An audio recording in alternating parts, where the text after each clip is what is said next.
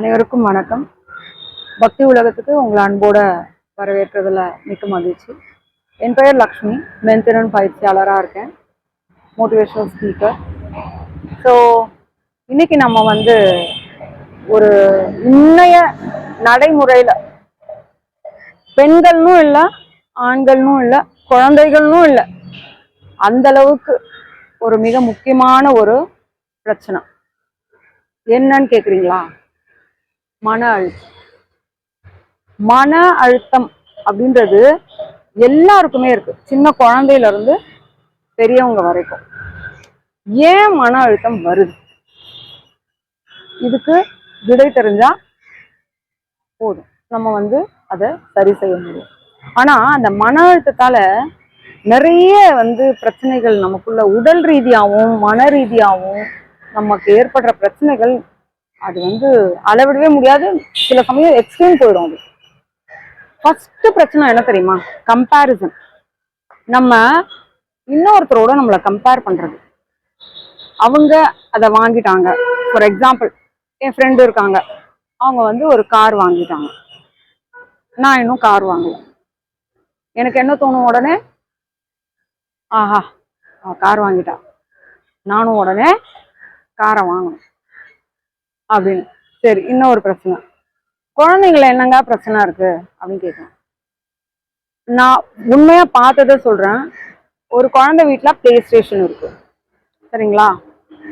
அந்த குழந்தை play station விளையாடுறத பகிருது மற்ற குழந்தைங்களோட, அவங்களோட ஃப்ரெண்ட்ஸோட, ஸ்கூல்ல, பள்ளியில, படிக்கிற பள்ளியில. அப்போ அடுத்த கேட்குற குழந்தைக்கு அந்த குழந்தை சொல்ற விஷயம் என்ன ஆகுது? மன அழுத்தத்தை தருது. என்கிட்ட அது இல்லை, என்னால விளையாட முடியல. ஸோ இதனால அந்த குழந்தை மன அழுத்தத்துக்கு ஆளாகுது அப்படின்றது உண்மையா இல்லையான்னு நீங்களே புரிஞ்சுக்கலாம். உங்க வீட்லயும் குழந்தைங்க இருப்பாங்க. இது நான் உதாரணத்துக்கு சொல்றேன். நிறைய விஷயங்கள் இப்போ ஒரு ஏஜ் ஆயிடுச்சுன்னா, ஒரு 9th 10th போயிட்டாங்கன்னா ஸ்மார்ட் போன். அவன் 40,000 ரூபாயில போன் வச்சிருக்கான், எனக்கு 10,000 ரூபாயில கூட போன் இல்லை. இப்படியெல்லாம் நான் நிறைய விஷயங்கள் நான் பார்த்துருக்கேன். ஏன்னா நிறைய காலேஜ் ஸ்கூல் போகும்போது என்னெல்லாம் நடக்குது, ஒரு ஸ்டூடெண்ட்ஸ்குள்ள என்ன கான்வர்சேஷன் போகுது, எப்படிலாம் அவங்க தன்னைத்தானே ஒருத்தரோட கம்பேர் பண்ணிக்கிறாங்கன்றதை என்னால் கண்கூடா பார்க்க முடியுதுன்றதால நான் இதை பகிர்றேன். ஸோ இந்த மாதிரி ஆண்களும் சரி, ஒரு 10 லட்சம் 5 லட்சத்துல ஒரு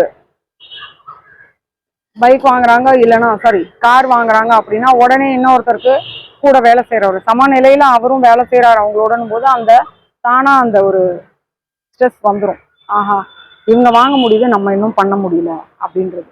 ஸோ இதை என்ன சொல்லணும்னா, ஃபர்ஸ்ட் நீங்க கம்பேர் பண்றதை விடுங்க. உங்களுக்கு எது தேவை அப்படின்றத உணரணும் நீங்க. ஏன்னா அன்னெசரியா நம்ம வீட்டுல என்னென்ன பொருள் இருக்குன்னு மட்டும் கணக்கிடுங்களேன். இன்னைய தேதிக்கு நான் சொல்றேன், யூஸே பண்ணாம எனக்கு தெரிஞ்சு எத்தனையோ பேர் அதை தானமா கொடுத்துருங்கன்னு சொல்லியிருக்காங்க. ஓப்பனா சொல்றேன், யூஸே பண்ணாம ஒருத்தர் வாங்கினாங்கன்றதுக்காக வாங்கி எத்தனை பொருளை நான் வச்சிருக்கேன்னு மட்டும் பாருங்க. இதை பார்த்தாவே போதும், உங்களுக்கு அதுலயே மன அழுத்தம் வந்துடும் அப்புறம். அதனால இதெல்லாம் தவிர்க்கிறதுக்கு என்ன வழி? நம்ம கம்பேர் பண்ணாம இருக்கணும். நமக்கு என்ன தேவை இருக்கு, முக்கியமான தேவை இதுதான் எனக்கு இன்றைய தேவை அப்படின்னும் போது அதை வாங்குறது தப்பே கிடையாது. ஆனா தேவையில்லாம அவங்க வாங்கினாங்க, அவங்க வீட்டுல அது இருக்கு, அவ இந்த மாதிரி நெக்லஸ் வாங்கினா, அவ இந்த மாதிரி வார்ட்ரோப் வச்சிருக்கா, அப்புறம் சோஃபா செட் வாங்கி போட்டிருக்கா, இப்படி அப்படின்னு லட்சக்கணக்கில் இஎம்ஐ, அது ஒரு மன அழுத்தமா? ஸோ கம்பேர் பண்றதால என்னென்ன மன அழுத்தத்தை நம்மளே வர வச்சுக்கிறோம்னு பார்த்துக்கோங்க. ஸோ இதை தவிர்த்தாவே போதும். நம்ம பசங்களுக்கும் சொல்லி தரணும், எது எந்த வயசுல தேவையோ அதை அந்த வயசுல அவங்களுக்கு கொடுக்குறோம். நம்ம அதை தெரியப்படுத்தணும். ஒரு பிளே ஸ்டேஷன் இருந்தால் தான் லைஃபா அப்படின்றத அவங்களுக்கு புரிய வைக்கணும். அந்த கேமை எப்படி வேணாலும் விளையாடலாம். அவனுக்கு விளையாடணும்னு ஆசையா 1 மணி நேரம் கூட்டிட்டு போய் விளையாட வைங்க, அவ்வளவுதான்.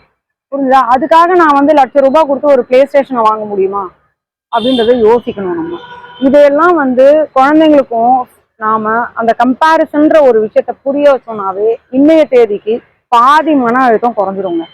சரிங்களா? இதை ட்ரை பண்ணுங்க. ட்ரை பண்ணிட்டு சொல்லுங்க எப்படி இருந்ததுன்னு. அடுத்த நிகழ்ச்சியில